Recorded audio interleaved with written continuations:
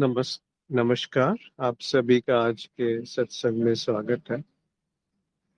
यहाँ हम आध्यात्मिक विषयों पर बात करते हैं और यदि किसी को अपने अनुभव साझा करने हैं या कोई प्रश्न है या कोई भी बात, तो वो अनम्यूट करके कह सकते हैं या फिर लिख करके भेज सकते हैं। आज हम एक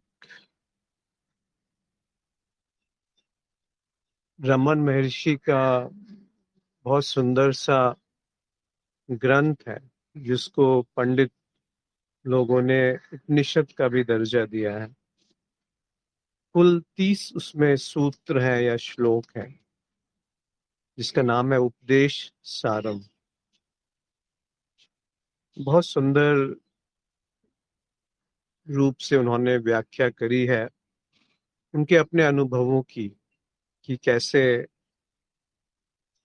खासकर उन्होंने शुरुआत करी है कर्म से, भक्ति से, ध्यान से, और अंत में उन्होंने आत्म अन्वेषण के ऊपर या ज्ञान, इन उस पर काफी गहराई से चिंतन किया है, मनन किया है और साझा किया है। तो आज वहीं से शुरुआत करते हैं। तो आज पहले 5 श्लोक पर बात करेंगे और फिर देखते हैं उसके आगे कैसे बढ़ते हैं। सबसे पहले तो मैं ये बताना चाहूंगा कि मैं बहुत ज्यादा रमन महर्षि को पढ़ा नहीं है, कोई उनकी शिक्षाओं का विद्वान नहीं हूँ। तो जो उनके भक्त हैं, जो उनको बहुत ज्यादा फॉलो करते हैं, उनसे मैं पहले ही क्षमा प्रार्थना करना चाहूंगा कि कुछ त्रुटि है तो माफ करें। जो त्रुटि है वो इस चित्त की ही त्रुटि है, पर भावना शुद्ध है, जो उनसे संबंध है वो शुद्ध है। तो इसी के साथ शुरू करते हैं। पहले श्लोक में उन्होंने कहा कि कर्म के ऊपर या कर्म योग से वो शुरुआत कर रहे हैं। कहते हैं कि कर्तहु आज्ञा प्राप्यते फलम, कर्म किम परम, कर्म तत् जड़म। शुरू आज से ही उन्होंने हथौड़ा सा मारना शुरू कर दिया कि हम समझते हैं कि कर्म जो है वो बहुत एक शुद्धि का या मुक्ति का मार्ग है। पर वो कहते हैं कर्तहु आज्ञा प्राप्यते फलम। हम कर्म कर्म करते क्यों हैं? कुछ फल की प्राप्ति के लिए। और कर्म कहाँ से प्रकट होते हैं? जब तक कोई करने वाला नहीं है तो कर्म नहीं कह सकते उसको। और जैसे ही वो मैं के रूप में कोई एक अलग अभिव्यक्ति होती है, तब कर्म की शुरुआत होती है। तो भगवान कह रहे हैं, रमन महर्षि को प्रेम से लोग भगवान भी संबोधित करते थे या महर्षि कहते थे। तो महर्षि कह रहे हैं कि कर्तहु, कर्तहु यानी एक नियम, एक रित, एक धर्म, एक विधि, जिसमें कभी भी कोई संशोधन नहीं किया जा सकता, उसको तोड़ा नहीं जा सकता। उसके अनुसार सारे कर्म घटित होते हैं और उनके फल प्राप्त होते हैं। और हमें लगता है कि हम कर्म ऐसा करेंगे तो उसका इस तरह से फल प्राप्त होगा।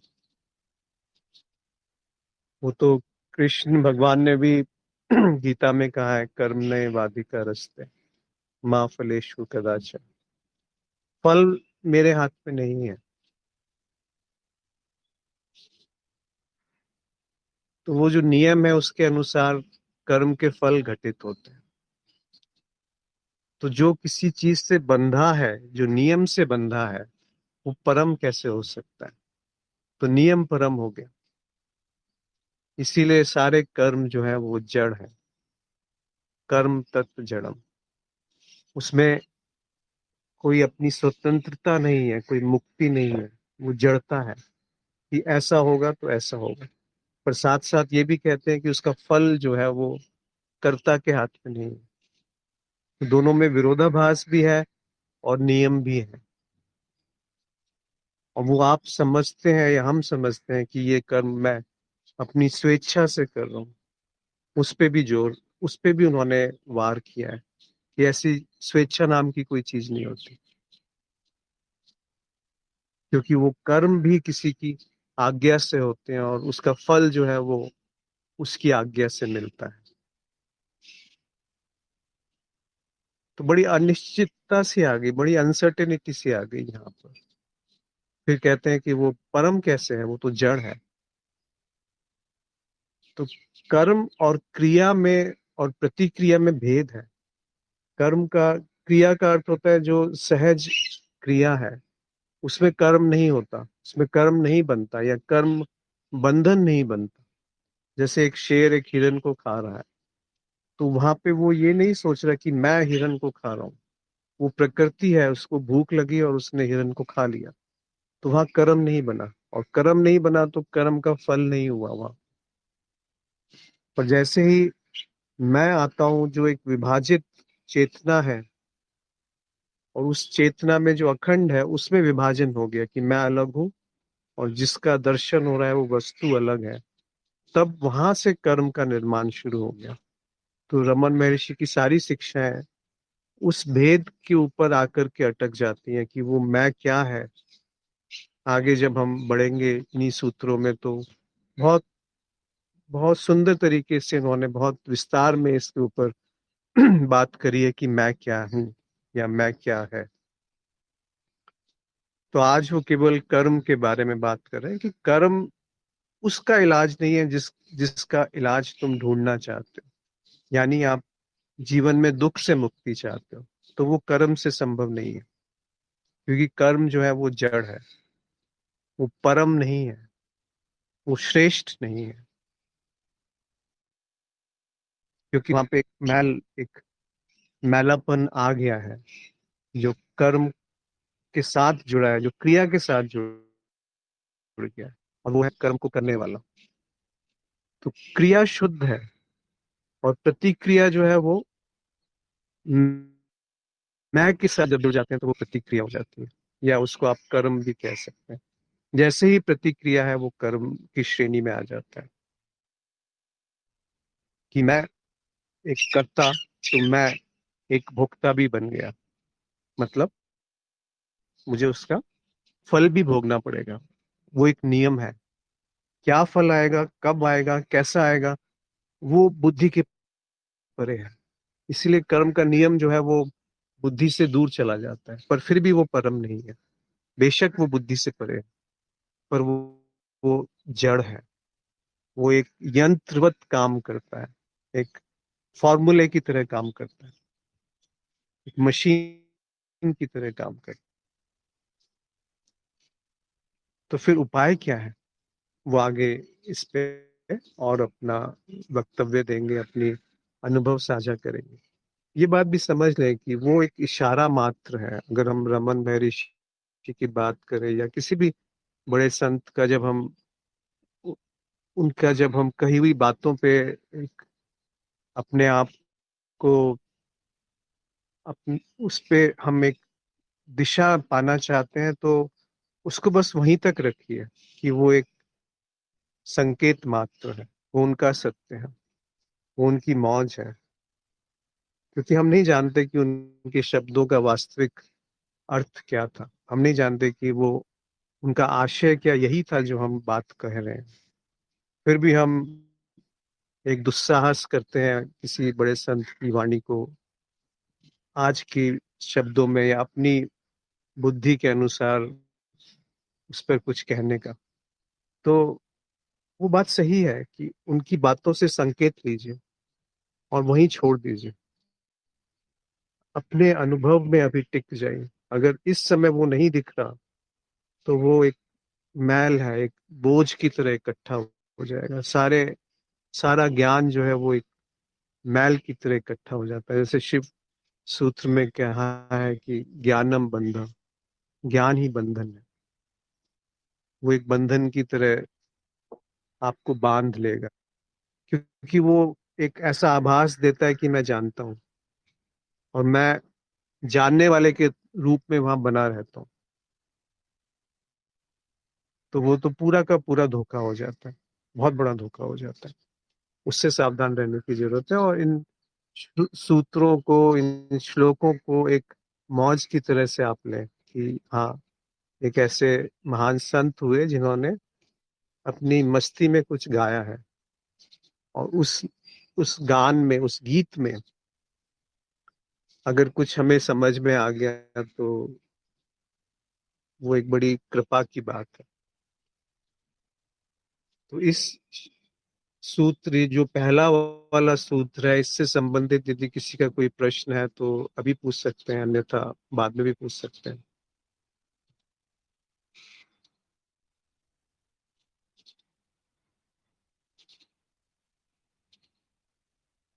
किसी को शायद ज्वाइन करने में परेशानी हो रही थी, बट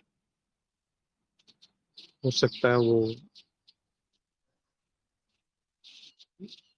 सॉल्व हो गई होगी, क्योंकि बाकी लोग तो जुड़ गए हैं और सुन पा रहे हैं। तो दूसरे श्लोक पे आते हैं कि कृति महा उद्दो पतन कारणम फलम अशाश्वतम गति निरोधकम। बहुत सरल है, इसमें बहुत कठिन भाषा का उपयोग नहीं किया गया। बहुत सही तरीके से, सटीक तरीके से और बहुत सुंदर रूप से उन्होंने व्याख्या करी है, या ऐसे सूत्र हमारे साथ साझा किए। कृति महा उद्दो पतन कारणम। महा उद्दो मतलब एक महासागर। अगर आप कर्म में फंसते हैं तो वो एक महासागर में डूबने की तरह है और पतन का कारण है। फलम अशाश्वतम गति निरोधकम। कुछ पता नहीं कि उसका फल कुछ आएगा कि नहीं। अशाश्वत, अनिश्चित है, और वो आपके विकास में अवरोध है। फिर बहुत ठोस और बहुत कड़े शब्दों में उन्होंने इस तरह से संकेत किया है कि कैसे कर्म जो है वो आपको एक पतन की तरफ ले जा सकते हैं और एक महासागर में डुबो सकते हैं, और कैसे उनका फल अनिश्चित है, और कैसे वो आपकी गति को अवरोधित कर सकते हैं, रोक सकते हैं, आपके विकास को रोक सकते हैं। तो इसको थोड़ा गहराई से समझना चाहिए कि वो कहा क्या जा रहा है। ऐसा कैसे संभव है कि हम बिना कर्म के रह सकते हैं, या किसी और तरफ इशारा है। कर्म को जब तक नहीं समझेंगे तो ये बातें, दोनों सूत्र समझ में नहीं आएंगे। वो क्रिया की अपेक्षा नहीं कर रहे हैं, क्रिया को मना नहीं कर रहे हैं, वो कर्म की बात कर रहे हैं, जहां पर कोई करने वाला एक मौजूद है, जहां पर एक दृष्टा मौजूद है, दृश्य से भिन्न। उस तरफ संकेत है कि अगर मैं हूं तो जो भी है वो दूषित हो गया, मलिन हो गया, और अगर होश है तो मैं नहीं हो सकता। फिर क्रिया घटेगी, फिर कर्म नहीं होंगे, और ना कोई पुराने कर्म आपको बांध पाएंगे। तो कोई समय में मुक्ति संभव नहीं है। इसीलिए वो पतन का कारण है कि ऐसा लगता है कि मैं कुछ करके, प्रयास करके, तप करके, मेहनत करके, परिश्रम करके उस मुक्ति को प्राप्त कर लूंगा। तो वहां पर ये एक तरह से आपको झंझोड़ रहे हैं, जगा रहे हैं कि ऐसा नहीं है, क्योंकि जो भी मैं करूंगा वो सीमित होगा बुद्धि से, वो सीमित होगा मेरे होने से, वो सीमित होगा समय से, वो सीमित होगा स्थान से, वो सीमित होगा उस माध्यम से जिस माध्यम से वो घट रहा है, वो सीमित होगा उस लक्ष्य से जहां वो जाना चाहता है, वो सीमित होगा उस उपकरण से जहां पर वो उस लक्ष्य की तरफ प्रगति करना चाहता है। मुक्ति की एक कल्पना है और उसको पाना चाहते हैं। बंधन की एक कल्पना है और उससे मुक्त होना चाहते हैं। दुख की एक कल्पना है, इसलिए सुख की तरफ भागते हैं। अच्छाई की एक कल्पना है, इसलिए बुराई को त्यागना चाहते हैं। ये बिल्कुल अंत की बात है। ये बिल्कुल डायरेक्ट सीधी बात है कि ये सारी कल्पनाएं बुद्धि के द्वारा सीमित है, मेरे होने के द्वारा सीमित है, और मेरा होना उससे पहले भी जीवन मौजूद था। ये तो हम अभी जान सकते हैं। जैसे बचपन में बच्चा पैदा होता है तो उसमें अहम वैसा अहम नहीं होता जैसा अहम अभी हमारा ठोस हो चुका है कि मैं कर रहा हूँ। वो कहाँ है उसमें? तो जीवन तो है, अनुभव भी है, पर अनुभव करने वाला नहीं है उस उस सेंस में जो अभी हम समझते हैं कि मैं अच्छे अनुभव कर रहा हूँ या बुरे अनुभव से दूर जा रहा हूँ, मैं ज्ञानी हो रहा हूँ या मैं अज्ञानी हूँ। ज्ञानी और अज्ञानी में कोई भेद नहीं है। ज्ञानी भी उतना ही दलदल में फंस जाता है जितना अज्ञानी, क्योंकि दोनों में विभाजन बना हुआ है, एक कर्म बना हुआ है कि मैंने इतनी पढ़ाई करी तो जाकर के मुझे ज्ञान मिला, मैं इतने बड़े गुरु का शिष्य हूँ तभी तो मैं ज्ञानी हूँ। तो जब तक ये मैं बच गया तब तक वो जीवन वहां पे नहीं पाया जाएगा। इसी की तरफ शायद वो इशारा है कि वो एक महासागर की तरह एक पतन का कारण है।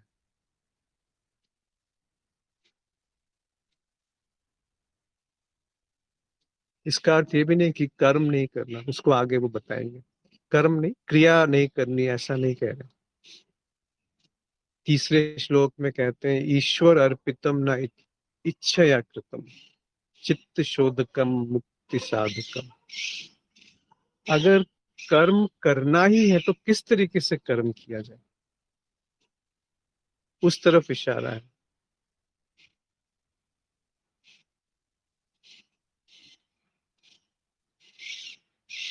यानी वो निष्काम कर्म की तरफ करते हैं। हर कर्म जो है वो एक कामना या वासना से उत्पन्न होता है। अगर वासना नहीं है तो कर्म नहीं बनेगा। अगर वासना है या इच्छा है तभी कर्म पैदा होता है। तो आप पाएंगे कि मैं जो है वो एक इच्छा का उत्पाद है। अगर इच्छा नहीं है तो मैं भी नहीं हूं। तो वो इच्छा की तरफ इशारा कर रहे हैं कि अगर समझना ही है या कर्म करना ही है तो ऐसे समझ के करो कि वो ईश्वर को समर्पित कर्म है, या ऐसा कर्म करो जिसमें कोई इच्छा, तुम्हारी व्यक्तिगत इच्छा शामिल नहीं। तो वो एक तरह से वही हो गई कि मैं बीच में नहीं हूं। तो जो घटेगा वो शुद्ध है, वो चित्त को शुद्ध कर देता है और मुक्ति का साधन बन जाता है। अगर मैं होते हुए कर्म हो रहे हैं तो वहां पे होश नहीं, और जो भी बेहोशी में होगा वो बंधन और पतन का कारण है। उसका उपाय क्या है कि होश में किया गया कोई भी कर्म, कर्म यानी क्रिया, अगर होश है तो क्रिया होती है, फिर कर्म नहीं घटते। और वो भी ऐसे कि वो ईश्वर को अर्पित है। अब यहाँ पे ईश्वर शब्द से उनका तात्पर्य क्या हो सकता है? ईश्वर यानी कोई ऐसी सत्ता की वो बात नहीं कर रहे हैं जो आपसे भिन्न है। वो उस सत्य की तरफ इशारा है जो धर्म है, जो अकाट्य है, जो जीवन है, जो खुद जीवन है। वो जीवन शब्द की बात नहीं कर रहे, वो ईश्वर भी एक इशारा हो रहा है उस तरफ से जो प्रकट और अप्रकट दोनों है। या आप उसको कह सकते हैं कि पूरी मनुष्य चेतना की तरफ इशारा है, सामूहिक मनुष्य चेतना जिसमें कोई विभाजन नहीं, कोई निजी चेतना जैसा कुछ होता नहीं है। तो उस अगर आप निजी चेतना हट जाएगी तो जो रह गया वो ईश्वर है। और चुनाव रहित अगर आप रह करके जो अभी घट रहा है उसको यथावत अगर देखा जा सकता है तो वही जीवन है। वो जीवन अमृत का जीवन है, वहां पर मृत्यु नहीं है, और वही ईश्वर है। तो ये दो बातें बहुत महत्वपूर्ण है कि उसमें कुछ निजी जैसा नहीं है, उसमें कोई समय नहीं है, कोई स्थान, कोई आधार नहीं है, वो ईश्वर है। तो उसको अर्पित, उसको समर्पित, जिसमें इच्छा का कोई काम नहीं है। इच्छाएं जब हट गई तो कर्म भी हट गया। इच्छा, ऐसा नहीं कि इच्छा को हटाने के लिए कुछ नया कर्म करना है, या ये नई इच्छा आ गई कि मुझे इच्छा से मुक्त होना है। इच्छा को समर्पित कर देना है, समर्पित कर देना है। यानी कि जब वो आई तो उसका विरोध नहीं करना और ना उसका उसको सहयोग करना है। तो आप पाएंगे कि वो अपनी शक्ति, जो उसकी ऊर्जा थी, वो समाप्त हो गई वहीं पर अथाह एक शुद्ध ऊर्जा वहां पाई जाएगी। ये, इस पे विश्वास मत कीजिएगा, इस पे श्रद्धा मत रखिएगा, इसको अभी देखिए। क्या ऐसा नहीं है? जब आप बहुत सारी वासनाओं में उलझे रहते हैं तो वहां पे ऊर्जा का अपव्यय होता है, व्यर्थ में, वो बेकार में बहती है इधर उधर। पर वही, अगर आप उससे छेड़छाड़ नहीं करते हैं तो वही ऊर्जा, मतलब आप उसको बुरा नहीं कहते कि ये इच्छा बुरी है, और ये भी नहीं कहते कि ये इच्छा बहुत अच्छी है, इसको मुझे पकड़ के रखना है। ना आप उसको पूरा करने के लिए तत्पर होते हैं, ना उससे आप दूर भागने के लिए तत्पर होते हैं। बस जैसी है वैसी वो स्वीकार है, समर्पित है, अर्पित है। किसको अर्पित है? उस ईश्वर को जो सब सब जगह है। वहां पे कोई कल्पना की आवश्यकता नहीं है कि वो इस जगह बैठे हैं, या इस स्वरूप में है, या इस रूप में है। उस तरफ उनका इशारा बिल्कुल नहीं हो सकता। तो उस रित, उस धर्म, उस नियम, उस चेतना जो बिल्कुल शुद्ध है, जो अभी म- मैली नहीं हुई है, उस तरफ इशारा है, और वो सब में अभी मौजूद है। उसको मैला क्या करता है? उसको इच्छाएं मैला करती है। अब यहाँ पे उसको नकारात्मक रूप से नहीं देखना है कि इच्छाएं गलत हैं। इच्छाएं नहीं होंगी तो पूरा संसार विलुप्त हो जाएगा। तो इच्छाओं की दिशा अपने आप घूमेगी, अगर वो इच्छाएं होश में देखी जा रही हैं, होश के प्रकाश में अगर वो उजागर है, प्रकाशित है, तो इच्छाएं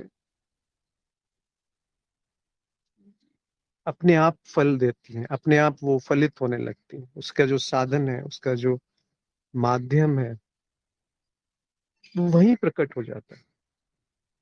कि जहां पर इच्छा उत्पन्न होती है वहीं पे वो संतुष्ट होती है, उसकी तृप्ति होती है। तो उसको ढूंढिए कि वो कहाँ पे उत्पन्न हुई, कैसे उत्पन्न हुई, क्या है जहाँ उत्पन्न हो रही है। क्योंकि जिस जगह उसकी उत्पत्ति है वहीं उसका समूल नाश है, या समूल तृप्ति है। तो ऐसे ईश्वर को अगर इच्छाएं अर्पित कर दी, या दूसरे शब्दों में निष्काम कर्म अगर घटित हुआ, तो वो चित्त को शुद्ध कर देता है। चित्त का यहाँ पे जो रमन महर्षि ने उपयोग किया है, वो थोड़ा अलग अर्थ है। होश की तरफ इशारा है। जब वो मन कहते हैं, वो संकल्प, विकल्प और सोच विचार की तरफ इशारा है। जब वो चित्त कहते हैं, वो होश की तरफ इशारा है।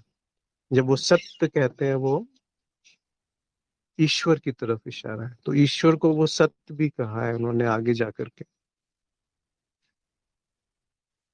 तो होश, मतलब शुद्ध होश वहां प्रकट पाया जाएगा, और वही मुक्ति है, वही साधना है। अगर आप साधना के नाम पे कुछ करना चाहते हैं, क्योंकि मन जो है वो बिना करे रह नहीं पाता, कुछ ना कुछ चाहिए उसे पकड़ने के लिए। सहारा चाहिए, कुछ आधार चाहिए, क्योंकि वो केवल समय में गति कर सकता है मन, कि मुझे पहले मैं कुछ और था, अभी मैं कुछ और हूँ, और भविष्य में मैं कुछ और बन जाऊंगा, तब मेरे जीवन से दुख हट जाएंगे। या अभी मैं ऐसी स्थिति में हूँ, यहाँ हूँ, कहीं और चला जाऊंगा तो जीवन जो है वो प्रचुर मात्रा में उपलब्ध होगा। या ये संबंध जो है, इससे जब मैं छूट जाऊंगा तो जीवन से संबंधित हो जाऊंगा। जीवन और संबंध दो नहीं है, वो अलग है, उस पर बाद में बात करेंगे। तो अभी अगर ऐसे कर्म हैं जो निष्काम हैं, जो बिना इच्छा के हैं, जो समर्पण से उत्पन्न हुए हैं, जो होश में घट रहे हैं, ऐसे कर्म मुक्ति का साधन है। ऐसे कर्म शुद्ध होश को अवसर देने के समान है। इसमें अब अच्छा बुरा कहीं नहीं रहा, सही गलत भी कहीं नहीं रहा। ये सारी सही गलत की धारणाएं, मान्यताएं समाज ने आपके ऊपर आरोपित करी। समाज में सब आ जाते हैं, आपके दोस्त, आपके संबंधी, आपके माता पिता, आपका कार्य क्षेत्र, आपका खुद वो संस्कार जो बहुत पहले से स्मृति में बने हुए हैं। आप खुद पर भी विश्वास नहीं कर सकते कि जो मेरे अंदर से आवाज आ रही है वो आवाज सही है। बाहर की तो बात ही बहुत दूर की होगी, क्योंकि आप जिसको समझते हैं मेरी अंतरात्मा की आवाज है, वो क्या है? वो समाज के द्वारा थोपी हुई धारणाएं हैं, मान्यताएं हैं। आप हिंदू हैं, मंदिर के सामने नतमस्तक हो जाते हैं, आपको लगता है आप खुद अपनी स्वेच्छा से वहां पे झुके हैं, एक श्रद्धा उत्पन्न हुई है। क्या ऐसा है? अगर आप एक मुस्लिम के घर पैदा हुए होते तो वो श्रद्धा मस्जिद में हो जाती। तो क्या वो स्वेच्छा से हुआ है, या वो आरोपित है, थोपा गया है? हर विचार, हर मान्यता को आप ऐसे नग्न रूप में देख सकते हैं, या देखना चाहिए कि कहाँ से आ रही है वो।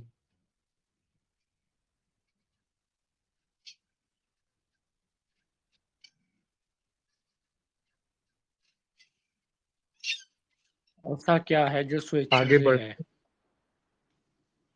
जी, ऐसा क्या है जो स्वेच्छा क्या से है? दोबारा से बोलेंगे अपना प्रश्न?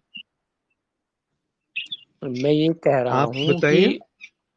ऐसा क्या है जो स्वेच्छा से नहीं नहीं, है? मैं आपसे पूछ रहा हूँ। आप जी जी जी, बिल्कुल समझ गया, पर आप अपने अनुभव से बताइए कि क्या है जो स्वेच्छा से है आपके जीवन में। मुझे नहीं पता लग पा रहा है, जैसा आपने कहा कि आ, जैसे कोई मंदिर के आगे झुक रहा है तो अपनी स्वेच्छा से नहीं, वो कहीं ना कहीं बाहरी प्रभाव से, ठीक है, वो झुक रहा है। तो मैं जी अभी जी यही देख पा रहा हूँ कि फिर मैं ऐसा जी। क्या है जो स्वेच्छा से है, क्योंकि कुछ भी तो मालूम नहीं पड़ता कि कुछ भी जो है वो स्वेच्छा से है। बहुत सुंदर, अभी आप बिल्कुल सही निष्कर्ष पे आ गए। अगर ये आपका अपना निष्कर्ष है तो ये सुनी हुई बात नहीं हो रही ना, ये आपको आपका ही निष्कर्ष आप है कि ऐसा कुछ। जी, हाँ, आप बोलिए नहीं बोलिए। नहीं, हाँ, आपको ये मेरी बात से ही पता लग जाना चाहिए कि भाई मैंने जैसे कहा कि मुझे तो ऐसा कुछ दिखाई नहीं पड़ा। मतलब जहां तक मेरी नजर चारों ओर जा रही है, मैं घुमा कर भी देख रहा हूँ कि ऐसी कोई भी जगह नहीं है जहाँ पे हम स्वेच्छा से हैं। हम सब कुछ एक दूसरे से मतलब या तो निर्भर है, शारीरिक तौर पर, मानसिक तौर पर, हर तरह से। तो स्वेच्छा से मुझे लगता नहीं है कि, पहली बात तो मुझे समझ नहीं आ रहा कि वो क्या है जो स्वेच्छा से है, तो इसलिए आपसे पूछा कि अगर आप इस पे कुछ बताएं तो मार्गदर्शन करें। नहीं, ये आपने जो बात कही है वही तो एक बड़ा अपना एक सही बात लगती है मुझे भी, कि ऐसा कुछ नहीं है जो स्वेच्छा से है। पर हम्म। अब ये आगे बात थोड़ा अपनी धीरे स्वेच्छा धीरे से है। इसमें बढ़ते हैं। ये अगर बात अपने आप में स्वेच्छा से है, आप जी, ये कह अगर ये बात कह आप पा रहे समझ। हैं। बिल्कुल। क्योंकि मैं हाँ, जितना ये भी जो मैं कह रहा हूँ ये देख भी पा रहा हूँ। स्वेच्छा नहीं है। हम्म। नहीं नहीं, जो ये अभी बात हो रही है शायद ये भी स्वेच्छा से नहीं है। क्यों? हाँ, क्योंकि हो सकता है जितना भी किसी से हम, प्रभाव में आकर के ये बात वही कही तो मैं गई कह हो। रहा हूँ ना कि हर जी। हर कोई चीज प्रभाव में ही है। हम भी बोल रहे हैं, आप भी जो कुछ भी बोल रहे हैं, जो भी ज्ञान दे रहे हैं, वो भी प्रभाव से ही है। ऐसा नहीं कह रहा कि बिल्कुल रट्टा मार के हम्म, दे रहे हैं। चाहे वो, ये हम्म, जो आप ज्ञान दे रहे हैं, ये एक तरह का एक रिजल्ट है। हम्म। तो ये भी एक प्रभाव के कारण ही है रिजल्ट। जी, जी, तो वही मैं कह रहा बिल्कुल हूँ कि सही मुझे कहा कुछ आपने, दिखाई बहुत नहीं पड़ सुंदर। रहा है। जी। अब इसके साथ थोड़ा, आप बिल्कुल सही बात कह रहे हैं और शायद मैं भी वही बात कह रहा हूँ। अगर ये बात बिल्कुल स्पष्ट प्रकट है अभी कि कुछ भी ऐसा नहीं है जो स्वेच्छा से उत्पन्न हो सकता है मनुष्य चेतना में, तो क्या ये निष्कर्ष निकाला जा सकता है कि स्वेच्छा से कुछ नहीं है?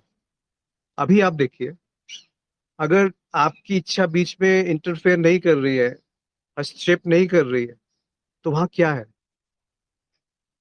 अभी देखिए, पूरा पुरानी जो बातें सुनी है उसको छोड़ दीजिए, किसी किताब में क्या लिखा है वो भी छोड़ दीजिए, किसी और ने क्या कहा है वो भी छोड़ दीजिए। अभी जांचिए कि अगर वही छोड़ करके मेरी कहा। इच्छा बीच में से, हाँ एक मिनट, वही छोड़ करके थोड़ी देर कहा। रुकिए। अगर इस समय मेरी इच्छा बीच, हाँ वेदांत जी, अगर इस समय मेरी इच्छा बीच में नहीं आ रही है तो वहां क्या है?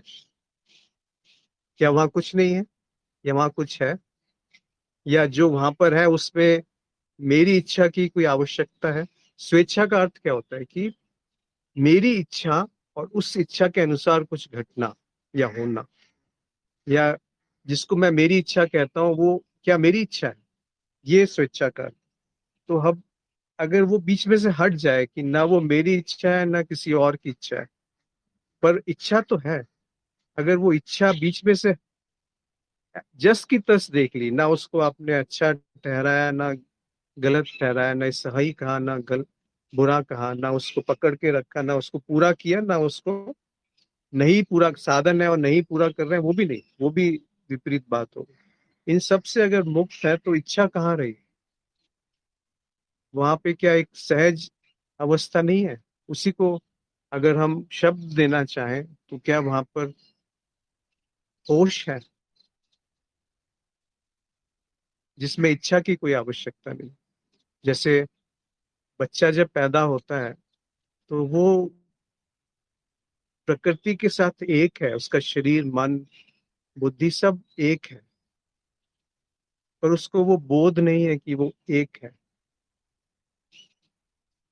अभी जब ये बोध है कि इच्छा का अपनी उपयोगिता है, पर इच्छा स्वेच्छा जैसी कुछ नहीं होता कि मेरी इच्छा से या मेरी स्वतंत्र इच्छा से कुछ मैं प्रकट कर सकता हूं। तो सारे संकल्प विकल्प वहीं ढह जाते हैं, गिर जाते हैं। संकल्प विकल्प ही मन है, और संकल्प विकल्प केवल समय पे गति कर सकते हैं, स्थान पे गति कर सकते हैं। अगर समय स्थान संकल्प विकल्प मन नहीं है तो दोहराव जैसी चीज नहीं है, फिर हर क्षण नया है। जैसा आपने अभी कहा कि ऐसा कुछ नहीं है जो स्वेच्छा से दिखता है आपको, हो सकता है। ये बहुत गहरा निष्कर्ष है अगर इस बात को यथावत पकड़ लिया गया। तो जो बचा वो होश है, वो जीवन है, वो वास्तविक हाँ, में नैसर्गिक संबंध है। संबंध, बिल्कुल। हाँ जी। आप बिल्कुल इसको देख सकते हैं। ऐसा नहीं है कि मैं ही कह रहा हूँ संबंध तो पे थोड़ा, इसलिए ये बात सही है। हाँ, कि ये मैं ही कह रहा हूँ कि नहीं ऐसा नहीं कुछ मैं दिखाई ये, नहीं पड़ता, ये हर जी कोई देख सकता है। और सबके पास में सब संसाधन है, या उसका मन अपना बिल्कुल है। बिल्कुल। हर कोई देख सकता है इस बात को। अगर वो पा ले ऐसा कुछ, हाँ जी कि जी। हाँ भाई स्वेच्छा से कुछ ये चीज है, तो चलो अलग बात हो जाएगी। पर अपने अगर मैं बात करूँ तो मुझे ऐसा कुछ मिला नहीं है। बाकी सब सही है, आप जो बोल रहे हैं। जी, सही कहा आप। जी जी। चलिए आगे बढ़ते हैं थोड़ा सा, और आगे जैसे जैसे और हम इनकी गहराई में उतरेंगे तो पता चलेगा रमन महर्षि किस तरफ इशारा कर रहे हैं। ये तो अभी उन्होंने शुरुआत करी है जहाँ पे कर्म से संबंधित वो बात कर रहे हैं, थोड़ा सा आगे बढ़ेंगे तो वो किस तरफ ले जाना चाहते हैं, नहीं ले जाना तो नहीं चाहते, किस तरफ वो कह रहे हैं, किस दिशा की तरफ वो दिखा रहे हैं, वो स्पष्ट होता जाएगा। जैसे अगले अगले सूत्र में वो कहते हैं कि काया वाच मन कार्यम उत्तमम पूजनम जपम चिंतनम क्रमात्। अब वो तीन तरह से बोलते हैं कर्म घटते हैं, एक शरीर से, देह से, एक वाणी से, और एक मन से। और वो किस तरह से घटते हैं? जो शरीर से घटते हैं उसको उन्होंने पूजा का नाम दिया है। जैसे आप किसी को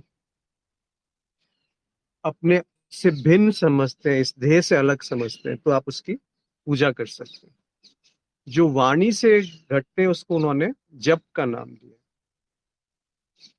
और जो मन से घटते हैं उसको उन्होंने चिंतनम का नाम दिया, मतलब एक विचार का नाम दिया है। विचार, सोच विचार नहीं, चिंतन का नाम दिया, मनन का नाम दिया, निधि ध्यासन का नाम दिया। और क्रमात् मतलब इस क्रम के अनुसार वो उत्तम है। उत्तम मतलब अगर आप पूजा कर रहे हैं शरीर से, उससे उत्तम है वाणी से किया गया जप, और उससे उत्तम है मन से किया गया चिंतन। तो अब आप देखिए वो किस तरफ आपको कर्मों के आधार पर विभाजन कर रहे हैं। अगर कर्म होते हैं तो तीन तरह से होते हैं, शरीर से, वाणी से, या मन से। और जो शरीर से किया हुआ कर्म है पूजा, उससे उत्तम या उससे श्रेष्ठ, उससे अच्छा वाणी से किया हुआ जप है। और जो वाणी से किया हुआ जप है वो उससे उत्तम या उससे श्रेष्ठ मन से किया हुआ चिंतन है। तो अब आप दिशा उनकी धीरे धीरे चिंतन की तरफ बढ़ने लगी, कि आप शरीर से कर रहे हो, भेद बना हुआ है, मैं हूं अलग, वो है अलग, और आप उनकी पूजा कर रहे हो। बेशक आप इष्ट की पूजा कर रहे हो, अपने देवता की पूजा कर रहे हो, भगवान की पूजा कर रहे हो, तो वहां पे भी भेद है। और अगर वाणी से जप कर रहे हो तो वहां पर भी जप करने वाला बना हुआ है। पर जब मन से चिंतन होता है तो जो चिंतन कर रहा है और जिस पे चिंतन किया जा रहा है, उन दोनों का भेद समाप्त हो सकता है, हो जाता है। तो आगे सूत्रों में वो इन पे भी और रोशनी डालेंगे कि काया से कैसे, मतलब शरीर से कैसे पूजा की जाती है, और जप कितने तरह के होते हैं, और चिंतन की विधि क्या है, कैसे चिंतन होना चाहिए। अभी इसमें केवल इतना कह रहे हैं कि ये तीन तरह से कर्म उत्पन्न होते हैं, और एक से दूसरा श्रेष्ठ है। काया से किए हुए कर्म से बेहतर है वाणी से किया हुआ जप, और वाणी से किए हुए जप से बेहतर है मन से किया हुआ चिंतन। इन इन बातों में और आगे विस्तार में वो बताएंगे। आगे इस पे एक कहते हैं सवाल कि है। जगत ईश दी युक्त सेवनम। जी जी। शरीर से जो कर्म होते हैं तो वो तो विचार में जो आते हैं वही तो शरीर द्वारा होते हैं ना, मतलब शरीर से होने वाला कर्म फिर जो विचार आते हैं वो अलग अलग तो नहीं है।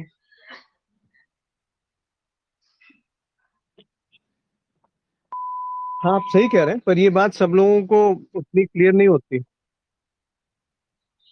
ये बात सब जानते नहीं है। सब समझते हैं कि मैं शरीर से जो कर्म कर रहा हूँ वो अलग है, वाणी से जो कर रहा हूँ वो अलग है, और मन से जो कर रहा हूँ वो अलग है। पर आपने सही बात कही है कि विचार से ही सारे कर्म उत्पन्न होते हैं, मन से ही सारे कर्म उत्पन्न होते हैं। पहले विचार आते हैं, फिर वो वाणी में आ सकते हैं, या शरीर के द्वारा कर्म में, कर्म या क्रिया के रूप में प्रकट हो सकते हैं। आप सही कह रहे हैं। वही रमन महर्षि भी कह रहे हैं कि वो सूक्ष्म है, और जो सूक्ष्म है अगर आप वहां पे कार्य करेंगे तो वो श्रेष्ठ कार्य होगा। अगर आपके शरीर में कोई बीमारी है और उसको आपने डायग्नोसिस किया, तो जब तक आप उस कारण पे नहीं जाएंगे तब तक वो बीमारी ठीक नहीं होगी, बार बार वो उत्पन्न होता रहेगा।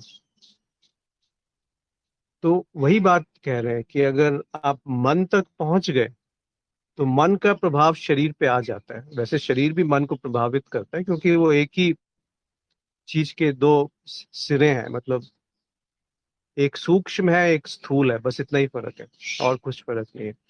पर जब आप सूक्ष्म में काम करते हैं तो आप सूक्ष्म के जो परे है उस तरफ जाया जा सकता है या देखा जा सकता है। ये बात स्पष्ट है आकाश जी? जी। आगे वो कह रहे हैं कि जगत ईषदि युक्त सेवनम अष्ट मूर्ति देव पूजनम। अब वो एक एक करके इन तीनों को बयान कर रहे हैं कि काया से जो पूजा होती है उसका क्या स्वरूप है। फिर आगे दूसरे सूत्रों में वो बताएंगे कि जो वाणी से जप होता है वो किस तरह से होता है, और आगे जाके बताएंगे कि मन से चिंतन कैसे किया जाता है। तो पहले वाली बात पे आते हैं कि पूजा का अर्थ क्या है, या जो शरीर से हम समझते हैं कि मैं भक्ति कर रहा हूं किसी की, उसका क्या अर्थ है, या उसकी सही स्वरूप क्या होना चाहिए। तो कहते हैं जगत ईषधि युक्त सेवनम। ये जो जगत है ये ईश्वर से भिन्न नहीं है, और इस भाव में अगर आप सेवा कर रहे हैं तो वो काया या शरीर से किया गया सबसे उत्तम कर्म है। और वो कहते हैं ईश्वर क्या है, अष्ट मूर्ति भृद देव पूजनम। देव या दिव्य क्या है, वो ईश्वर जो अष्ट मूर्ति भृद, यानी वो 8 तरीके से प्रकट है। वो 8 तरीके क्या है? 8 उनकी जो मूर्ति है, वो 8 रूप में जो प्रकट है, वो क्या चीज है? वो वही है पंच महाभूत, यानी कि पृथ्वी जल अग्नि वायु आकाश और सूर्य चंद्र और जीव। ये 8 उन्होंने बताया। सूर्य का अर्थ होता है बुद्धि या प्रकाश, चांद का अर्थ होता है मन यानी संकल्प और विकल्प, और अहंकार का अर्थ होता है जीव यानी मैं अलग हूं, तभी तो जीव बनता है। तो ईश्वर जो है वो इन सब से भिन्न नहीं है, और इन सब के अलावा आपको कुछ पता नहीं है कि क्या है। अगर आप संसार की व्याख्या करेंगे तो इन सब के अलावा और कुछ मिलेगा नहीं। तो अगर आप इन सब को ईश्वर समझ करके शरीर को उसकी सेवा में लगाते हैं तो वो सबसे श्रेष्ठ भक्ति है, सबसे श्रेष्ठ पूजा है या श्रेष्ठ कर्म है। तो यहाँ पे देखिए सब लय में है, मन बुद्धि अहंकार में कोई विरोध नहीं है। जैसे एक बड़ा अलग सा उदाहरण है कि फूल हम तोड़ते हैं और तोड़ करके अपने भगवान के चरणों में रखना चाहते हैं, तो फूल तो जीवंत है, हम उससे जीवन छीन रहे हैं। वो वैसे गिर जाएगा, वो बात अलग है, मुरझा जाएगा, पर वो प्राकृतिक रूप से मुरझाएगा। आप एक जीवंत चीज को एक काल्पनिक उस पे जाकर चला रहे हैं। तो कहने का अर्थ है कि जो मन बुद्धि और अहंकार जब तीनों एक लय में है तो ये पूरी जो प्रकृति है ये ईश्वर का स्वरूप दिखेगी। चाहे वो पृथ्वी हो, जल हो, अग्नि हो, वायु हो और आकाश हो। इन्हीं पंच तत्वों से तो सब बना है, और इन्हीं का सूक्ष्म रूप मन है, इन्हीं का सूक्ष्म रूप बुद्धि है, और इन्हीं का सूक्ष्म रूप जिसको मेरा होना है वो कहा जा सकता है। ये सब एक ही केंद्र से निकले हुए हैं, और एक ही केंद्र में बार बार आते रहते हैं जाते रहते हैं। जैसे समुद्र की गहराई और ऊपर तक लहर लहर और बुदबुदा, वो सब एक है, पानी, उनमें कोई भेद नहीं है। पर एक सूक्ष्म स्तर पे है, एक स्थूल स्तर पे है, एक गतिमान है, एक थोड़ा सा ठोस है, और कोई भेद नहीं है इन आठों में। तो ये जो 8 है ये ईश्वर है, और हमारी सारी गतिविधियां सारे कर्म इन्हीं आठों के अलग अलग रूप में प्राकट्य है। मतलब हर अलग अलग तरह से वो व्यक्त होते हैं, अलग अलग तरीके से उनकी अभिव्यक्ति होती है। तो अगर इस तरह से हम समझते हैं कि मैं कुछ कर सकता हूँ, तो उसको ऐसा समझें कि वो जो कर्म है वो ईश्वर को समर्पित है, वो ईश्वर की सेवा है। तो इस जगत की सेवा यानी ईश्वर की सेवा, इस किसी भी प्राणी की सेवा, जीव की सेवा यानी वो ईश्वर की सेवा। तो अगर मैं अपने आप को जीव समझ रहा हूँ तो वो सबसे श्रेष्ठ है कि वो किसी की सेवा में वो भाव लग जाए, वो मन, जैसे अभी आपने कहा था कि मन जो है वो वहीं से तो कर्म शुरू होते हैं। तो ये भाव से अगर आप पूजा करें कि ये जो है वो सब ईश्वर है।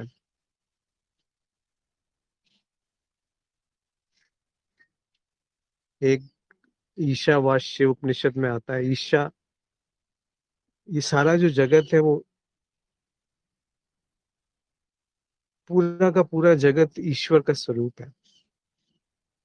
पर ईश्वर की ऐसी कल्पना नहीं करनी कि वो जगत से भिन्न है। जगत ही ईश्वर है। अगर आप जगत को ही ईश्वर समझेंगे तो उसके साथ अन्याय नहीं करेंगे, उसके साथ दुर्व्यवहार नहीं करेंगे, क्योंकि ये जो शरीर है, ये शरीर प्रकृति से अभिन्न है, अलग नहीं है, संबंधित नहीं है, ये प्रकृति ही है। और जो ये शरीर में जो आप खाते हैं वो मन बन जाता है। अगर आप ज्यादा खा लेंगे या कुछ ऐसी नशा कर लेंगे तो सोच विचार आपके बदलने लगेंगे। तो इसका अर्थ क्या हुआ कि जो ये शरीर है वो मन से भिन्न नहीं है। जैसा अन्न वैसा मन, और जैसा मन वैसा शरीर प्रकट होने लगता है। तो ये जुड़े हुए हैं आपस में। तो अगर आप इस जुड़े हुएपन को आप देख सकते हैं, एकत्व को आप देख सकते हैं, तो आप इस ईश्वर के साथ कभी भी अन्याय नहीं कर सकते। जो ये शरीर है या किसी का भी शरीर, ये केवल ये शरीर है, ये मेरा शरीर नहीं है। जैसे ही मेरा आ गया तो वो एक सम्मोहन के क्षेत्र में हम चले गए, जो कल्पना है, जो बिल्कुल भी बात सही नहीं है, सत्य नहीं है, या प्रतीत नहीं होती सत्य। तो संबंध भी तीन तरह के होते हैं। एक अज्ञेय से संबंध होना, जो जान नहीं सकते कि अब क्या है वो। फिर एक प्राकृतिक से संबंध होना, जो इस शरीर का हवा से है, जल से है, सूर्य की रोशनी से है। थोड़ी देर हवा रुक जाए तो शरीर समाप्त हो गया। तो वो अटूट संबंध है, प्राकृतिक, प्रकृति से जो संबंध है। तीसरा संबंध आता है जो सम्मोहन है, जो मन में विचारों के रूप में चलता रहता है। जो ये पक्षी है, उसको पक्षी बोलते ही हिंसा हो गई। वो विचार है, वो पक्षी नहीं है। पक्षी शब्द जो है वो पक्षी नहीं है। तो वो सम्मोहन का क्षेत्र आ गया, जिसमें मैं हूं, और मैं उस विचार को जान रहा हूं, जबकि मैं खुद एक विचार। वो और आगे जो इनके सूत्र हैं रमन महर्षि के, उसमें बहुत स्पष्ट रूप से उन्होंने बताया कि उत्पत्ति कहाँ से होती है विचारों की, और कैसे उसका समाधान क्या है। ये आप कोई कहना चाहते हैं कुछ?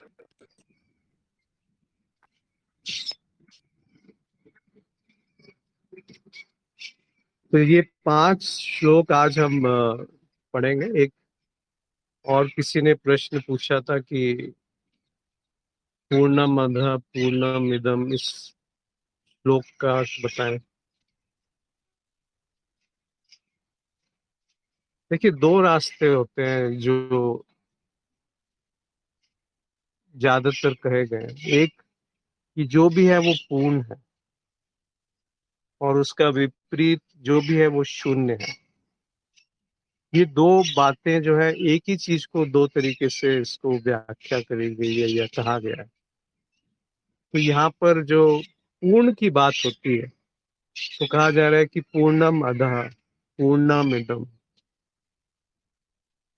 ये जो है, इदम मतलब यहाँ, ये जो है, जो भी आपके अनुभव में आ सकता है वो पूर्ण है। और अधा मतलब वो जो आपके अनुभव में नहीं आता पर वो है, वो भी पूर्ण है। पूर्णात पूर्णम उदच्यते, पूर्ण से ही पूर्ण निकला है। पूर्णम पूर्णस्य आदाय, पूर्ण में ही पूर्ण समा रहा है। और पूर्ण से ही पूर्ण निकल करके भी वो पूर्ण है। पूर्ण में पूर्ण मिला दिया जाए तब भी पूर्ण है, पूर्ण से पूर्ण निकाल दिया जाए तब भी पूर्ण है। दोनों बातें, जैसे वही बात शून्य की तरफ से, शून्य में शून्य जोड़ेंगे तब भी शून्य है, शून्य से शून्य निकालेंगे तब भी शून्य है। तो शून्य और पूर्ण अलग अलग नहीं है, शून्य ही पूर्ण है और पूर्ण ही शून्य है। क्योंकि अगर आप पूर्ण से पूर्ण निकाल रहे हैं फिर भी पूर्ण बचा हुआ है, तो आपकी सारी बुद्धि वहां पे फेल हो जाएगी। पूर्ण में पूर्ण मिला रहे हैं फिर भी पूर्ण ही रहा, वो बढ़ा नहीं, तो कैसे आप उसको व्याख्या कर पाएंगे। तो ये भी पूर्ण है, वो भी पूर्ण है, पूर्ण से ही पूर्ण निकला है, पूर्ण में पूर्ण मिलाने के बाद फिर भी वो पूर्ण है। तो अब बुद्धि कहाँ रही, क्या बताएगी बुद्धि आपको, कैसे इसकी व्याख्या करेंगे, कौन व्याख्या करेगा। क्या वो जो व्याख्या कर रहा है वो पूर्ण से अलग है? और अगर वो पूर्ण से अलग होके व्याख्या कर रहा है तो वो सीमित की व्याख्या कर रहा है, एक सीमित दूसरे सीमित की व्याख्या कर रहा है। तो ये काव्यात्मक रूप से कहा गया, इनका बड़ा गूढ़ अर्थ है कि बुद्धि आपकी चलनी बंद हो जाए। वो ईश्वर अर्पितम जो ऊपर बात कही गई उस तरफ ये श्लोक लेके जाना चाहिए कि ये बुद्धि की पकड़ से बाहर कुछ है। इसका अर्थ ये नहीं कि वो नहीं है या वहां कुछ नहीं है, वो खाली है, ऐसा नहीं कहा जा रहा। वहां जो है उसके बारे में बुद्धि नहीं जान सकती, इसीलिए उसको अज्ञेय कहते हैं। वैसे देखा जाए तो बुद्धि किसी के बारे में कुछ नहीं जान सकती। जैसे थोड़ी देर पहले बात हुई कि यहाँ कुछ भी स्वेच्छा से नहीं होता है, क्योंकि स्वेच्छा यानी बुद्धि और मैं और बुद्धि मिला करके इच्छा बनती है, और इच्छा से मैं प्रकट होता है, इच्छा से बुद्धि प्रकट होती है। तो ये देखिए आप, एक दुष्चक्र है। इच्छा जो है मैं को प्रकट करती है, मैं से इच्छा बलवान होती है, बुद्धि से मैं प्रकट होता है, मैं से बुद्धि बलवान होती है। तो बुद्धि, इच्छा और मैं, ये तीनों जो है मिलकर के एक सम्मोहन रच लेते हैं, जिसको हम हम कहते हैं कि मेरा जीवन है, मैं जी रहा हूँ, मैं जीवित हूँ। अगर ये वाक्य ना कहा जाए तब भी तो जीवन है, बल्कि और प्रचुर मात्रा में उपलब्ध है। फिर ऊर्जा का वहां अपव्यय नहीं है, फिर कर्म जो है वहां शुद्ध है, ईश्वर को अर्पित है, पूजा पूजा के जैसे है। पूजा का अर्थ क्या है? प्रेम। प्रेम का अर्थ क्या है? जीवन। जीवन का अर्थ क्या है? अज्ञेय या पूर्णता। अब इसमें बीच में किसी भी सिद्धांत को लाने की आवश्यकता नहीं, या तो ये अभी दिख रहा है या फिर वो बुद्धि में संग्रहित हो रहा है कि मैं जान गया, ऐसा कुछ है जो पूर्ण है। जो आप जानोगे पूर्ण है वो पूर्ण नहीं है, जो पूर्ण है वो पूर्ण है। उसको आप जानो या ना जानो वो फिर भी पूर्ण है, बल्कि जो जानोगे वो कभी भी पूर्ण नहीं हो सकता, इसीलिए उसको अज्ञेय कहते हैं, निर्वचनीय कहते हैं, निर्विचार कहते हैं, निर्विकल्प कहते हैं, निराकार कहते हैं, निराश्रय कहते हैं, निराधार कहते हैं। सारे नकारात्मक रूप से उसकी व्याख्या है, केवल पूर्ण शब्द में उसकी सकारात्मक रूप से व्याख्या है। पर वो उसको ऐसे व्याख्या किया है कि वो फिर नकारात्मक ही हो जाता है कि पूर्ण से पूर्ण हटाओ फिर भी पूर्ण है, पूर्ण में पूर्ण मिलाओ फिर भी पूर्ण है।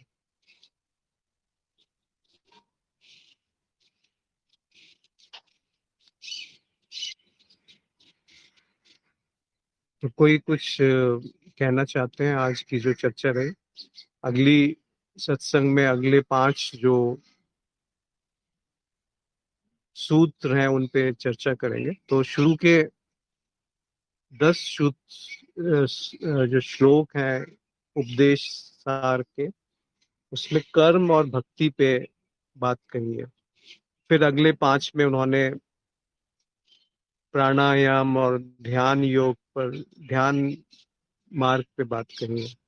और अंत के जो 15 सूत्र हैं या श्लोक हैं वो केवल चिंतन और एक अद्वैत की बात कही गई है। वहां पर कर्म, भक्ति और योग, इन तीनों से थोड़ा सा हट करके बात कही है। चिंतन,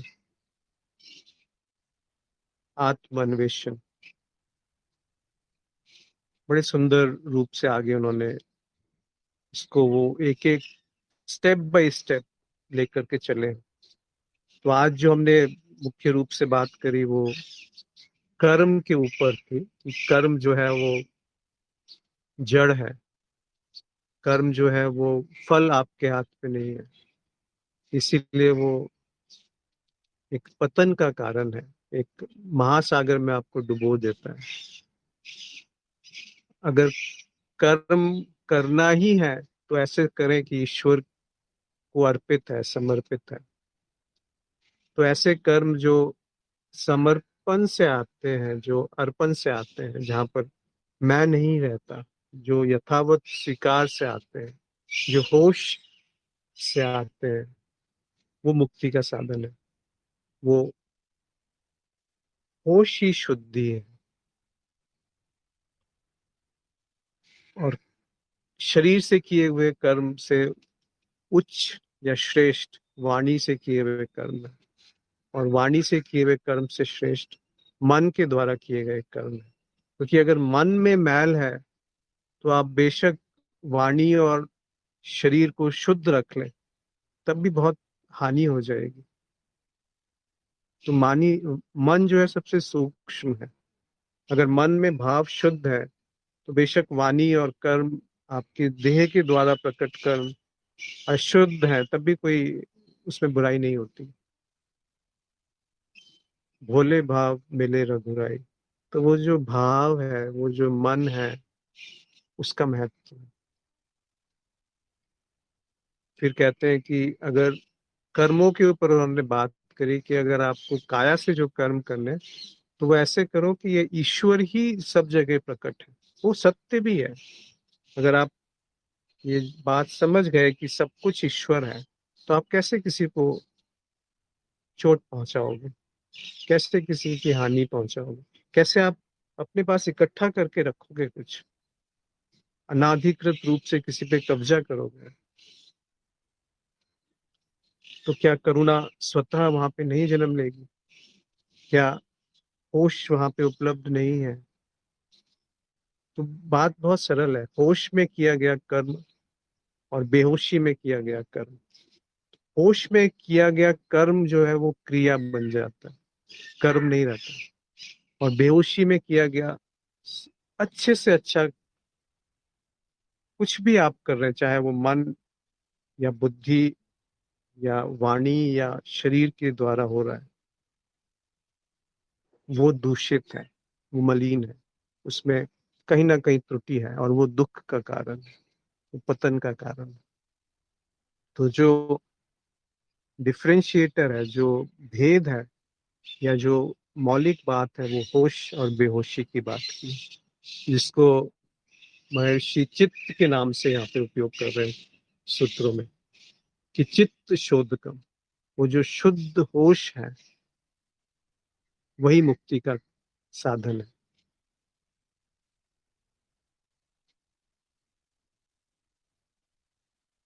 किसी का कोई प्रश्न हो तो बात करें, या कोई बात जो गलत हो उस पे भी आप लोग, हम में से कोई पूछना चाहे या अपना अनुभव साझा करना चाहे तो आपका स्वागत है। या कुछ और, बिकॉज यहाँ पे कोई अथॉरिटी नहीं है कि जो कहा जा रहा है वो, उसमें बहुत त्रुटियां हैं, मैं जानता हूँ बहुत सारी त्रुटियां हैं, पर क्या किया जाए। कोई रास्ता और दिखता नहीं है। कम से कम त्रुटि है, पर भाव में त्रुटि नहीं है। मैं कुछ बोलूं? एक मेरा ऐसा नहीं है अच्छा कि कुछ छोटा सा, पाना है किसी को। हाँ, बिल्कुल बिल्कुल। हाँ, जी जी। मैं छोटा सा एक्सपीरियंस साझा करना चाह रहा हूँ।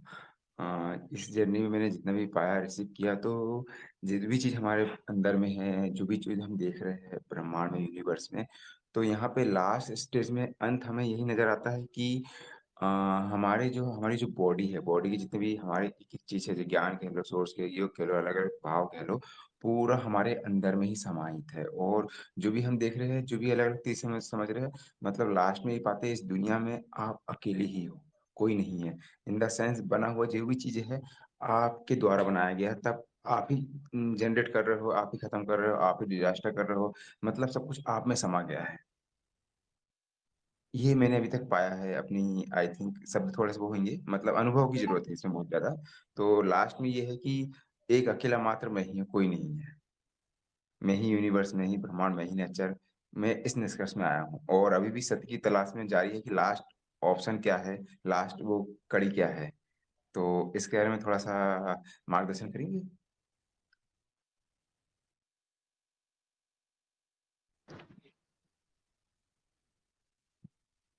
थोड़ा मुश्किल है कहना, क्योंकि वहां पर वो कौन है जो कह रहा है कि मैं ही सब कुछ हूँ, या ये सब अखंड है, ये कहने वाला कौन है?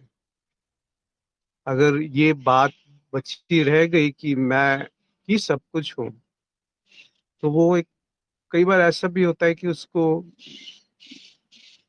शाब्दिक या बौद्धिक रूप से जान लिया गया। क्योंकि अगर वो जाना है, वास्तव में अगर वो है कि मैं नहीं, ही सब शाब्दिक कुछ हूँ। शाब्दिक शाब्दिक बौद्धिक नहीं, सभी चीज का जो है ना, निष्कर्ष कह सकते हो, अनुभव कह सकते हो, ज्ञान की तलाश से, योग की तलाश में जो हाँ, यही लास्ट बात कह वो रहा हूँ। होता है। हाँ, जी जी। जी जी। आपका नाम क्या है? एमएस? क्या नाम? एमएस तो पूरा नाम शायद, एनीवे। आप, हाँ, मुकेश तो मुकेश ये, मुकेश मुकेश, आप, हाँ, मुकेश। जी मुकेश आप जी, जानते देखिए, होंगे।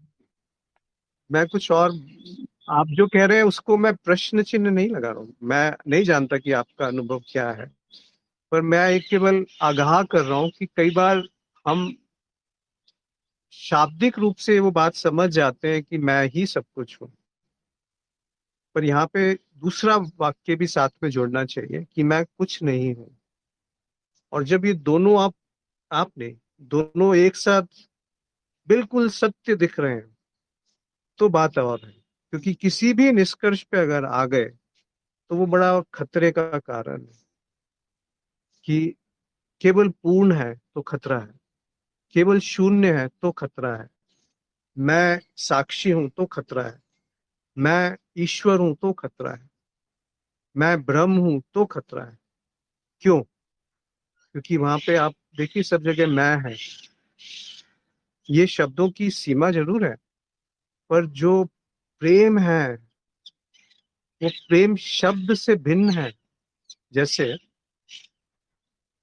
अगर आप किसी से बहुत प्रेम करते हैं, और वो प्रेम आप मेरे को बता रहे हैं कि देखो प्रेम ऐसा होता है, वो प्रेम मैंने सुना, और मेरे जीवन में प्रेम की कोई बूंद नहीं है, तो मैं क्या उसके बारे में आकलन करूंगा? वैसा ही है जो हम संतों की वाणी पढ़ते हैं, और जब हम शास्त्रों की वाणी पढ़ते हैं, इसीलिए वहां बड़ा सावधान होने की आवश्यकता है कि वो जो बात कही जा रही है, वो बात उनकी मौज में कही गई थी।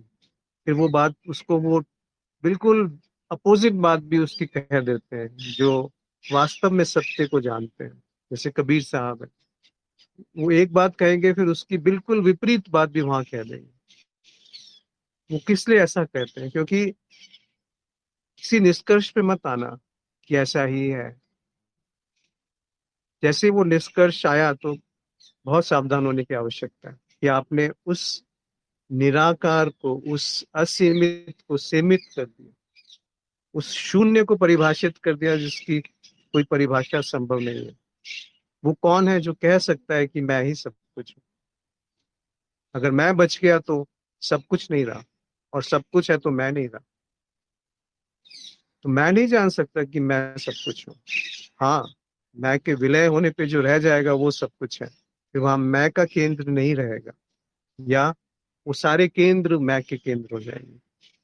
या तो मैं कुछ नहीं रहेगा वहां पे और मैं सब कुछ रहेगा, या मैं बिल्कुल विलुप्त हो जाएगा या मैं ही सब कुछ हो जाएगा। दोनों चीजें एक साथ होंगी। ऐसा नहीं हो सकता कि एक छोर आपने पकड़ लिया तो फिर वही बुद्धि की परिकल्पना वहां घूमने लगती है, उसकी एक इमेज, छवि बन जाती है कि वो है सत्य। सत्य को नहीं जाना जा सकता, बुद्धि से नहीं जाना जा सकता, पर सत्य अभी प्रकट है। आप मतलब मनुष्य केवल तथ्यों तक जा सकता है पर तथ्य जो है वो सत्य नहीं है। तथ्य तक आप कैसे पहुंचते हैं? तथ्यों तक भी आप किसी माध्यम के द्वारा पहुंचते हैं, तो वो माध्यम उसमें दूषित कर देता है उस तथ्य को। आप नहीं जान सकते कि एक फूल क्या है, तो प्रेम को क्या जानेंगे? आप नहीं जान सकते कि रोशनी क्या होती है, अंधकार क्या होता है। आप नहीं जान सकते गर्मी किसको कहते हैं, ठंड किसको कहते हैं। वो सब कहीं से एक संस्कार से, एक बुद्धि के द्वारा एक निर्णय निष्कर्ष पे आ गए हैं। क्रोध का कोई अपोजिट नहीं होता, क्षमा का कोई अपोजिट नहीं होता। क्रोध क्रोध है, क्षमा क्षमा है। लोभ का कोई अपोजिट नहीं है, विपरीत नहीं होता। इस पूरे संसार में कुछ भी विपरीत नहीं है, और इस संसार में जो भी है सब विपरीत है। मतलब एक दूसरे से अच्छा है तो बुरा है, बुरा है तो अच्छा है। पर ये अच्छा और बुरा वास्तव में अच्छा बुरा नहीं होते हैं।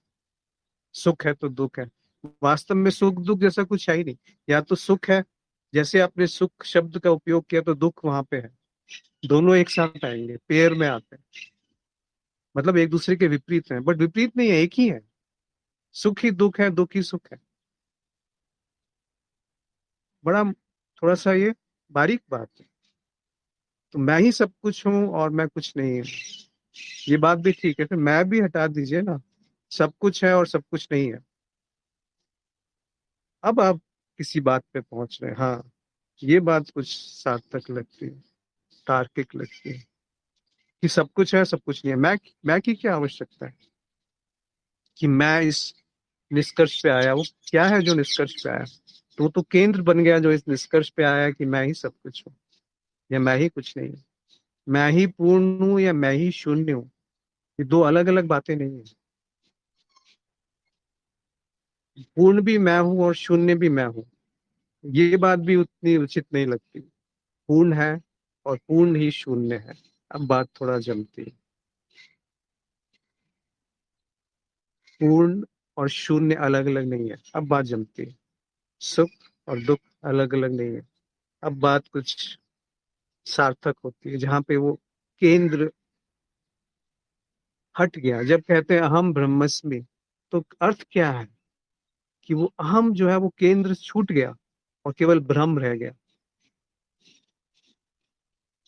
वो बोध की बात है, वो शब्दों की बात नहीं है वहां पर। बोध, बोधात्मक वाक्य होते हैं कि मैं ही सब कुछ हूँ। सर्वभूतेषु च आत्मनि सर्वभूतानि च, इसमें सब में मैं ही हूँ और सब मुझ में है। ये इसका क्या अर्थ है? क्या अर्थ है? कोई अर्थ है इसका? तो यही सबसे सार्थक बात है। पर वैसे नहीं कि उसको बुद्धि से जान लिया जाए, है ना।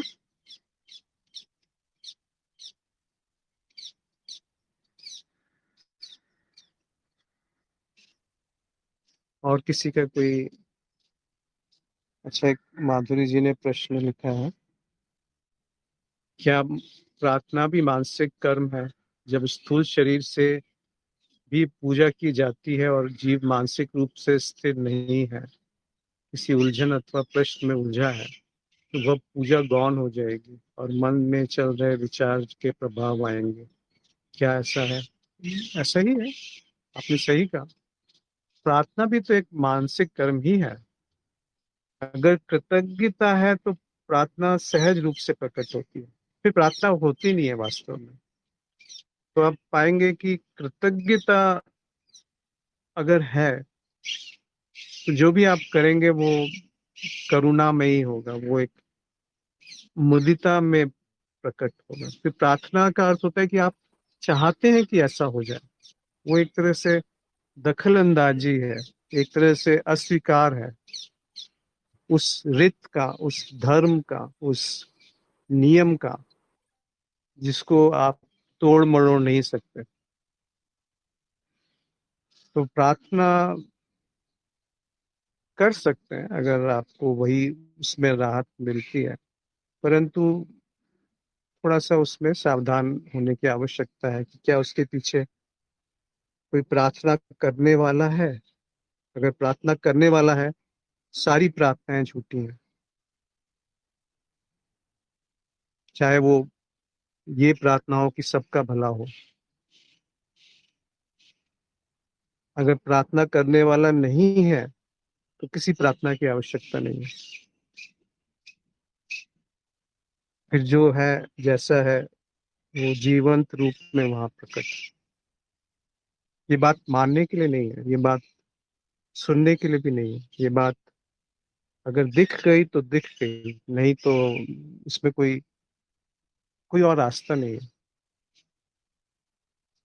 कोई रास्ता नहीं। क्योंकि पूरा संसार आपको कहेगा कि ये नीति के विरुद्ध है, ये संसार की मान्यताओं के विरुद्ध है कि आप प्रार्थना को कैसे मना कर सकते हैं, उसमें तो किसी ना किसी का भला होगा। तो आप या जो प्रार्थना कर रहे हैं वो क्या ये कह रहा है कि जिससे प्रार्थना करी जा रही है उसको ये पता नहीं है कि सही क्या है गलत क्या है, उसको उसको आभास नहीं है, इसीलिए वो मेरी बात सुन करके उस अपनी गलती को सुधार लेगा। ये नहीं कह रहा कि प्रार्थना नहीं करनी चाहिए, पर प्रार्थना करते समय होश होना आवश्यक है। अगर होश नहीं है तो प्रार्थना व्यर्थ है, होश है तो प्रार्थना की आवश्यकता नहीं है।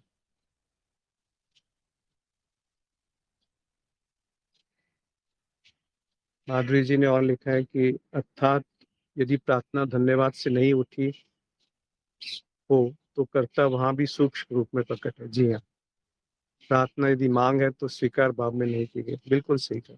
ये दोनों बातें आपकी एकदम सटीक हैं। और अगर आप स्वीकार भाव में है तो प्रार्थना नहीं कर सकते, अगर कर्ता नहीं है तो प्रार्थना कैसे होगी।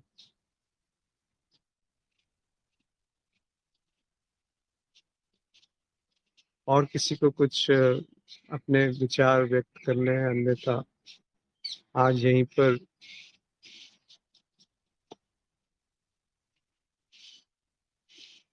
समाप्त करेंगे और अगले शनिवार को फिर से अगले 5 सूत्रों के साथ साथ में जुड़ते हैं। इसमें कोई यहाँ गुरु नहीं है, कोई शिष्य नहीं है। जितनी थोड़ी बहुत जो समझ है बस वही साझा की जा रही है। अगर कोई मित्र अपनी बात साझा करे तो बहुत उनका स्वागत है, क्योंकि वैसे ही वो साथ साथ चलते हुए हम किसी तरफ देख सकते हैं, देखेंगे अलग अलग पर दिखेगा एक। तो आप सबका बहुत बहुत धन्यवाद आज जुड़ने के लिए। नमस्कार।